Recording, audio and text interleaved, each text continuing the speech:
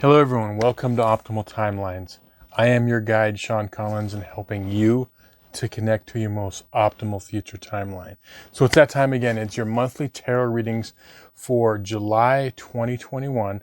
And remember, this is going to be for your North Node by sign and house. So not your sun sign, moon, or ascendant, but your North Node by sign and house. And those of you that subscribe know that the reason I do the North Node by sign and house as opposed to the sun, moon, or ascendant is because it's much more applicable to your real life, because it's recognized in astrology that the North Node is your soul path. It's what you came here to do and accomplish. So again, if you're unfamiliar with your North Node and want to know more about it and how it applies, there's going to be some links in the description box below. But yeah, let's get started. Okay, so this is going to be your monthly tarot reading for everybody with their North Node in Libra and or the 7th house. And this is for July 2021 for Libra and or the 7th house. So I'm going to connect to the energies and we can begin. I call upon my spirit guides and guardians and the wisdom of my ancestors to bring forth the information that's true and correct for all who see this reading, that it may bring them the most beautiful, happy life possible, and set them on their most optimal future timeline. So may it be.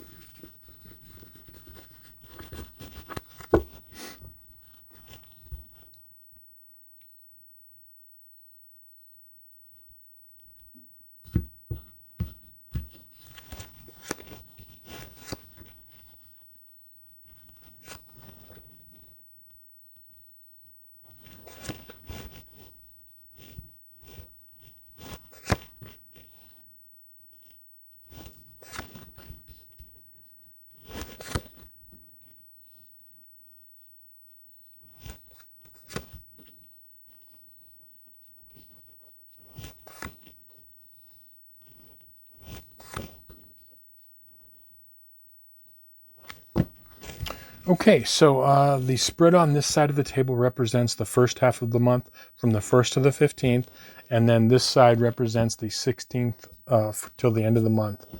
So what I'm picking up for you this month is, first and foremost, there's this energy of revealing or coming out of a fog or out of the dark. And I feel like if this revealing hasn't taken place or does not take place, what it is it's a need to, like, there's something like it's like a missing puzzle piece, or like driving through the fog and like wanting to get through the fog. Okay, so there is this desire to push through. Some of you will break through, or others will be working toward it, but that is like kind of the overall energy. Now, one of the things that's coming up big time is there is first and foremost, there has been some emotional discontentment, and some of you may have gone through emotionally, and most of this is happening within relationships. So not only romantic, but friends, family, work relationships. Okay, but there's this like wounding and healing that you're kind of getting over, and some of you might be still feeling the sting of it. One of the reasons why this has happened is it's if you feel in your life that there is like emotional discontentment, remember that you don't want to go the way of the lone wolf. Okay, this is a lifetime for you to partner up, to make relationships and people really, really important in your life, to always like be the team player, to be part of the wolf pack, to be, as opposed to the lone wolf, like I said, to work with people. So relationships for you in this life are key, going toward that Libra, okay, or seventh house energy. And if, this emotional stagnation that you could be feeling and have felt periodically throughout your life is just because of that, of like, and that's something that could be like revealed to you. It's interesting, you got the moon here and you got the sun. I feel like there's this polarity that I'm seeing for you. There's a struggle. Like a lot of you are fighting against, it's like this cloud cover that wants to hold on, and the sun behind the clouds is like shining and wanting to come through. So this illumination is wanting to break through. But like I see this like stubbornness. A lot of you are maybe kind of stuck in old ways or old patterns. It's almost like, and so that feeling is that like, we a lot of us like nocturnal activities and the night, but we don't want like eternal darkness. It's like the night that never ends. It's like you're waiting for the dawn, or like, as I said, the cloud cover that's covering up. So so what this does is this energy is burning, and a lot of you can feel like you feel like there's a breakthrough that could happen that's really close at hand, but the fog or that layer is layering it and keeping it covered. Now the thing is that you can't wait for that to clear. The way you clear it and the way you break through all of this is through making relationships in your life really important, and realize that it's not, don't try to do things by yourself. Like ask for assistance, ask for help, tell people your needs. You know what I mean? And that's the thing. So there's like these burdens that you can carry with this energy that, that wants to be. Remember, it's all about, your first instinct might be, I can do it by myself. Or your first instinct is, like, I don't need other people, I'm independent, which are great qualities, but that maybe, for your opposite counterpart, someone that has their North Node in Aries, that's something they need to do. That's what is really interesting about the polarities of the North and South Node. So people that have their North Node opposite of you, they need to get more Aries energy. Okay. And which means they need to break out. They need to be more independent, to exert their will. But this is a lifetime for you to not necessarily not use your will, but use it in accordance and in conjunction with others. So there's this relationship thing, whether that be other people, other entities, organizations, okay, that anything like that. And that's how this is going to break, okay?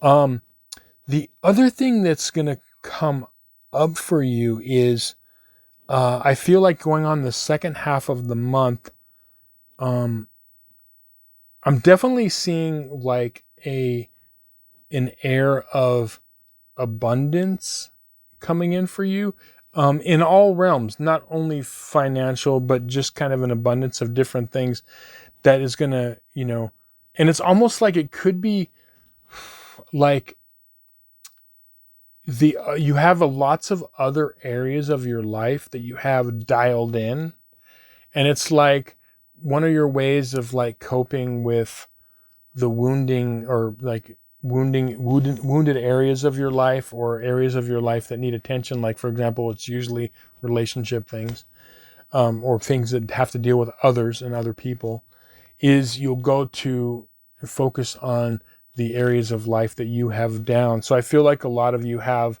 these other things in life, like either you have like finances down, or you have like talents or things, and that you like rely on.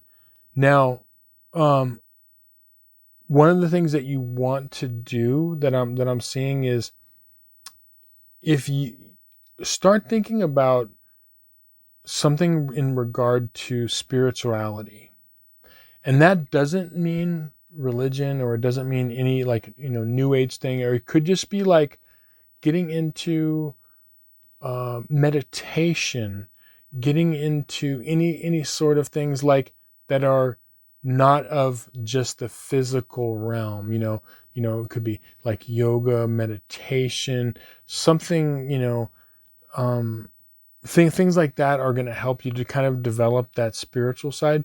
I also feel like, that could be an area of life that might be growing for some of you. But the reason that's important is because it's going to kind of help balance out these energies of you focusing on areas of your life that you're already comfortable with, and kind of like bring you more toward relationship. Remember, really, it's really simple for you this month and moving forward, that if you have an inclination to do or be something that is very Aries or first house, which is about, things that are related directly to you taking control, excuse me, or you wanting to do things independently of others, anything like that is not going to serve you well. When you start paying attention to, and it's going to be hard. Okay. I'm going to tell you, for a lot of you, it's going to be hard. Okay. But when you start paying attention to the other relationships in your life, that's when this whole fog and things will start to clear up. That emotional discontentment is there, and you can't understand it because you're just like, hey, I'm just being me. All right. I'm independent. I like to do things by myself. I like to take control. I like to exert my will. I like to, push forward. I don't want to hear anything namby-pamby and this and that. Okay. I get it. That's going to be, that's the way that you like to operate. Okay. But it's going to be difficult because you're not comfortable all the time having to ask another person's point of view, or ask another person their opinion about how to move things. I won't say you feel a lot better, going that independent, that lone wolf route. But remember, if you haven't, done research on your North Node, I would suggest go back, look at what it is to have a North Node in Libra and or the 7th house. Okay, read on that again, and then read what it is to have a South Node in Aries of the 1st house. Okay, because that's going to help keep you on point. That's something that I constantly do. Remember, following our North Nodes, okay, following our soul path is an everyday thing. It's not like you go on it for a certain period of time and then you have it down. It does get easier, but I will tell you, most of the people that follow this path say the same thing, that it's like when you follow your soul path, it's constantly monitoring, and then you make adjustments. Okay. So just get used to that. And it's not always comfortable to go against our internal instinctual, tendencies. But anyway, follow that. Remember, relationships are important for you, and always work in relationship with others and other organizations. And most of the time, you'll come out with a win. So anyway, hope this reading was helpful to you. Thank you so much for watching, liking, sharing, and subscribing, spending some time with me. Remember, if you'd ever like a personal reading, there'll be a link in the description box below. And look forward to seeing you on some more videos. Many blessings.